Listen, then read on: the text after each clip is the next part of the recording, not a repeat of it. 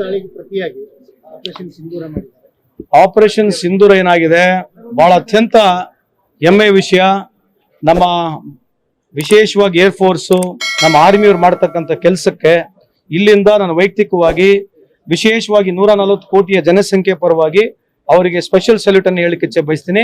ಅದೇ ರೀತಿಯಾಗಿ ಭಾರತ ಸರ್ಕಾರ ತಗೊಂಡಿರ್ತಕ್ಕಂಥ ಏನು ನಿರ್ಣಯ ಇದೆ, ಇದೇನು ನಡೀತಾ ಇದೆ, ಇನ್ನ ಮುಂದೆ ವರಿಲಿ.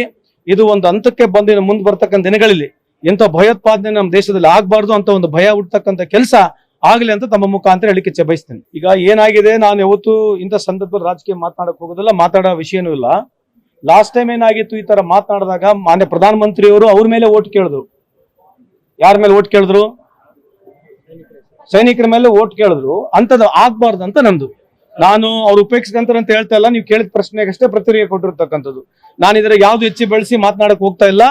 ನನಗೆ ಭಾರತ ಸರ್ಕಾರ ಮಾಡಿರ್ತಕ್ಕಂಥದ್ದು, ನಮ್ಮ ಆರ್ಮಿಯವರು ವಿಶೇಷವಾಗಿ ಏರ್ಫೋರ್ಸ್ ಅವ್ರು ಮಾಡಿರ್ತಕ್ಕಂಥದ್ದು ಏನಿದೆ, ನಾನೇ ಹೇಳ್ತಾ ಇದ್ದೆ, ಇನ್ನ ಮನೆ ನುಗ್ಗಿ ಹೋಗಿ ಹೊಡಿಬೇಕು ಇವರಿಗೆ.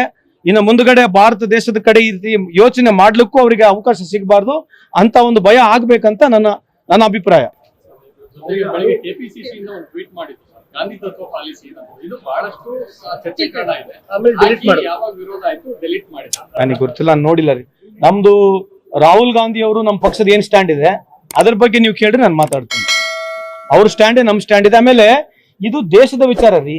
ನನ್ನ ವೈಯಕ್ತಿಕ ವಿಚಾರ ಜೊತೆಗೆ ನಿಮ್ಮ ವೈಯಕ್ತಿಕ ವಿಚಾರ, ನಿಮ್ಮೆಲ್ಲರ ವಿಚಾರಗಳು ನಮ್ಮ ವಿಚಾರಗಳು ಸಮಪಾಲ್ವಾಗಿದ್ದಾವೆ.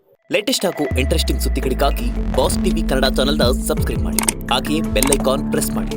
ಇದರ ಜೊತೆಗೆ ಫೇಸ್ಬುಕ್, ಇನ್ಸ್ಟಾಗ್ರಾಮ್, ಎಕ್ಸ್ ನಲ್ಲೂ ಮಿಸ್ ಮಾಡದೆ ಫಾಲೋ ಮಾಡಿ.